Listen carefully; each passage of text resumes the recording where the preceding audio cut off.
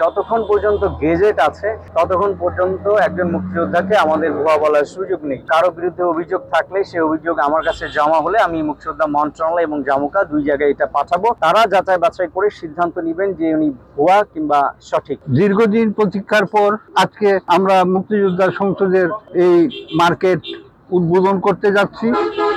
অনেক মত পক্ষে বিপক্ষে অনেক কিছু সময়টা কাটলো আমাদের এই দ্বন্দ্ব নিয়ে। এখন সম্পূর্ণ দ্বন্দ্ব শেষ। এখন আমরা এর শুভ উদ্বোধনের জন্য আজকে এই মুহূর্তে একত্রিত হয়েছি। সকলের দোয়া কামনা করি যেন আমাদের এই কাজ সুসম্পন্ন করে আমাদের ইচ্ছা পূরণ হয়। মাননীয় নির্বাহী কর্মকর্তা সাহেবের আশ্বাসে, ওনার ভরসায় আমরা সাহস করে এগিয়েছি। এনে ছোট ভাই খোকন আছে, সবাই আছে, মুক্তিযোদ্ধারা আছে।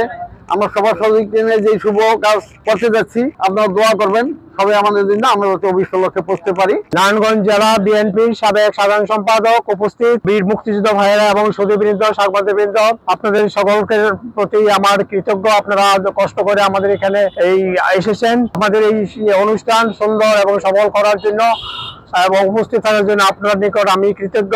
মুক্তিযোদ্ধারা এই দেশকে স্বাধীন করেছিল, তারা এই দেশ স্বাধীন না করলে আমরা হয়তো আজকে পরাধীন থাকতাম।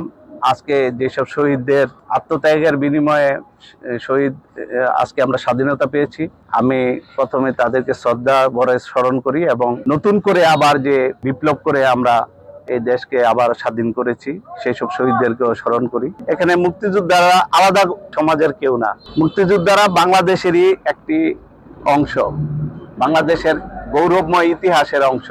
তাদের যে প্রজন্ম, তাদের যে সন্তান, তারা আমাদেরই সন্তান। এখানে আমরা চাচ্ছি তাদেরকে স্বাবলম্বী করার জন্য, যারা অনেকেই আসলে অর্থনৈতিকভাবে স্বাবলম্বী হতে পারেনি, যারা মুক্তিযোদ্ধা পরিবারের এই প্রজন্মের সন্তানরা যারা কর্মসংস্থানের জন্য দাঁড়ে দাঁড়ে ঘুরছে, তাদের জন্যই বিশেষ করে এই ব্যবস্থা এবং তাদেরকে অগ্রাধিকার দেওয়া হবে বলে আমি বিশ্বাস করি। এই মার্কেটটি মূলত আমাদের উপজেলা প্রশাসনের পক্ষ থেকে কিছুটা আর্থিক সহযোগিতা করার প্রতিশ্রুতি দেওয়া হয়েছিল এবং সেই অনুসারে আমরা কাজ করছি। আমরা মাসিক রেজুলেশনের মিটিংয়ে এটা উপস্থাপন করেছি। আমার বিশ্বাস যে এই মাসের মধ্যে আমরা এটি ফাইনাল একটা অ্যাপ্রুভাল দিতে পারবো।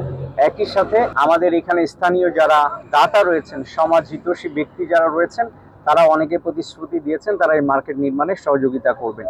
এই মার্কেটটি মূলত নির্মাণ করা হচ্ছে আমাদের জাতির শ্রেষ্ঠ সন্তান মুক্তিযোদ্ধা যারা রয়েছেন, আপনারা জানেন অনেকেই আর্থিকভাবে তারা সচ্ছল নয় এবং তাদের উত্তরাধিকার যারা রয়েছেন, বিশেষ করে অনেকের স্বামী কিংবা অনেকের স্ত্রী, তাদের সন্তানরাও সচ্ছল নয়। মূলত সেই কারণেই মুক্তিযোদ্ধারা যতদিন বেঁচে রয়েছেন তাদের একটি সুন্দর জীবন দেওয়ার জন্যই মূলত আমরা এটি করেছি। যদিও এটা খুবই অপ্রতুল, কারণ আমাদের অনেক মুক্তিযোদ্ধা রয়েছেন 423 জন, বাট এখানে হয়তো সর্বোচ্চ 20 থেকে 30 জনের আমরা এখানে ব্যবস্থা করতে পারবো।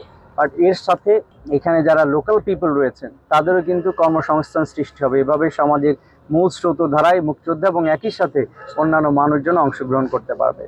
আর যেটি বলেছেন যে ভুয়া মুক্তিযোদ্ধা, যতক্ষণ পর্যন্ত গেজেট আছে ততক্ষণ পর্যন্ত একজন মুক্তিযোদ্ধাকে আমাদের ভুয়া বলার সুযোগ নেই। তো কারো বিরুদ্ধে অভিযোগ থাকলে সেই অভিযোগ আমার কাছে জমা হলে আমি মুক্তিযোদ্ধা মন্ত্রণালয় এবং জামুকা দুই জায়গায় এটা পাঠাবো। তারা যাচাই বাছাই করে সিদ্ধান্ত নেবেন যে উনি ভুয়া কিংবা সঠিক।